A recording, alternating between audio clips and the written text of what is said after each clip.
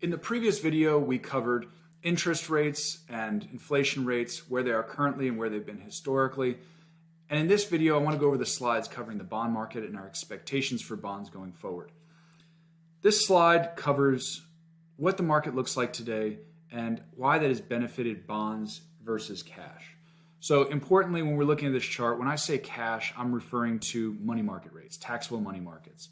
When I say core bonds, I'm referring to the Bloomberg U.S. Aggregate Core Bond Market. Typically has a duration of around 5 to 6 years and a very high quality in terms of its credit.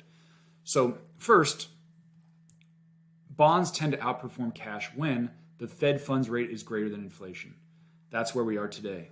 Again, these slides go through the end of June, but the same concepts that applied then still apply today in September. So the Fed funds rate is currently greater than inflation.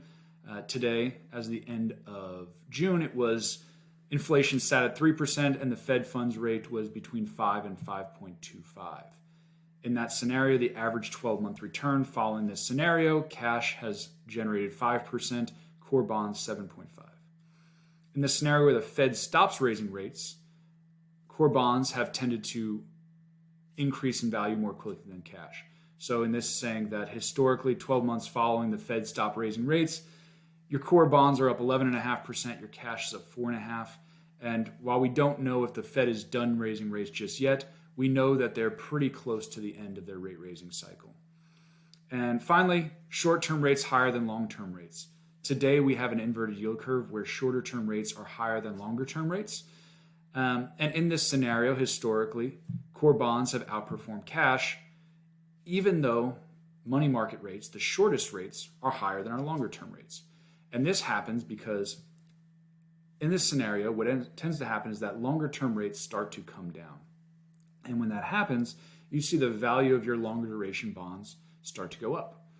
Whereas if you have just money market funds, shortest stuff, when rates start to go down, your prices don't change. You don't get the benefit of declining interest rates. And on top of that, your cash flow starts to go down because the yields start to shrink. So anytime you're locked into the shortest possible rates, you're subjecting your portfolio to reinvestment risk. And that's something to keep in mind when you're looking at the opportunities in the bond market. It does not always pay to be 100% short duration. That being said, we're going to look at what happened historically. And now what this chart is showing us that is we're coming out of one of the only two, there's only been two other rolling 2-year periods where short duration bonds have lost money. So in the last slide, we were looking at money market rates versus the U.S. aggregate bond. Here we're looking at money markets versus short-term bond fund category in Morningstar. What we're seeing here is that where short-term bonds have significantly outperformed money market funds, and that's just because we're taking on some credit risk and we're taking on a little bit more duration. And so what we're seeing here is that in scenarios where the bond market's just gotten its teeth kicked in for 2 years straight, in 74 through 76, we saw that short-term bonds ended up outperforming money markets. We saw that same thing again from 08 to 2010. Obviously, then money market rates were at zero. Today, I would expect our money market yields to be slightly higher than that because we're working with higher short-term rates. But I also suspect that, as this chart points out, it would not be surprising to see that adding some duration, adding some credit exposure to the portfolio would benefit your returns going forward. Now, peaks in inflation rate. What we're looking at here is performance following peaks in inflation. One of the side of this chart shows stocks 12 months after inflation peaks. This is showing bonds 12 months after inflation peaks. Now, this is saying that inflation peaked in June of 22 at 9.1%. Obviously, could it go back up? Anything's possible. But our working assumption is that inflation has peaked, and we believe it peaked in June of 2022. And so what we're seeing here is that from that peak in inflation, equities were up 20.6%. And when I say equities, I'm looking at the S&P 500 index.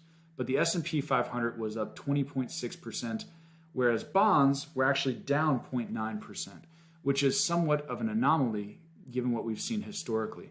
Historically, after inflation's peaked, bonds have averaged about a 7.7% return. And again, I'm back to referring to bonds as the U.S. aggregate bond market.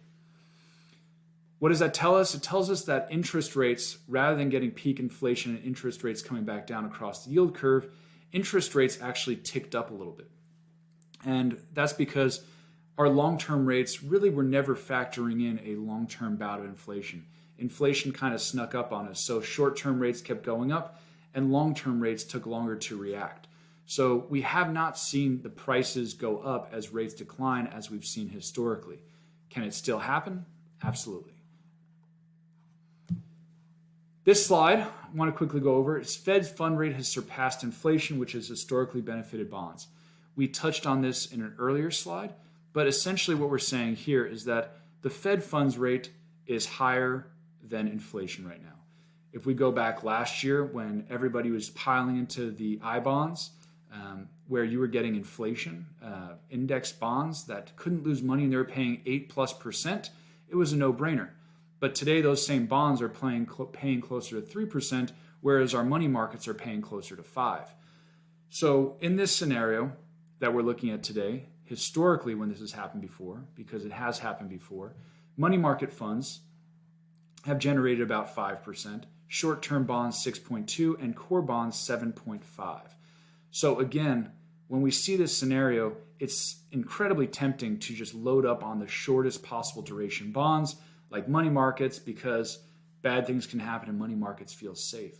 But ultimately, what we find is that by staying a little bit farther out on the yield curve, even if we're staying short-term bonds or at your core bonds in the U.S. aggregate bond index, you've tended to outperform historically in scenarios like the one we're seeing today.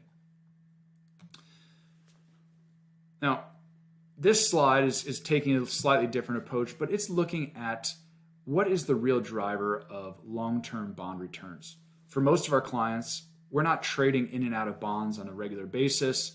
We are long-term holders of bonds. And so in that regard, what this chart shows us is that your long-term returns for your 10-year returns in bonds are almost entirely driven by where starting interest rates are. So this is saying that here in the 90s, you averaged 7.7% returns for 10 years in bonds, but that's because your starting interest rate was up here at above 7%. And same thing in the 2000s, we were starting with much higher interest rates, and as interest rates came down, it led to increased returns. 2010s, interest rates had fallen after 2008 and were down incredibly low, and so we saw average returns about 3.8% because we were starting from lower starting point. Now, if you look at the 2020s, obviously 2020, we were starting in a COVID time. And so interest rates were next to nothing.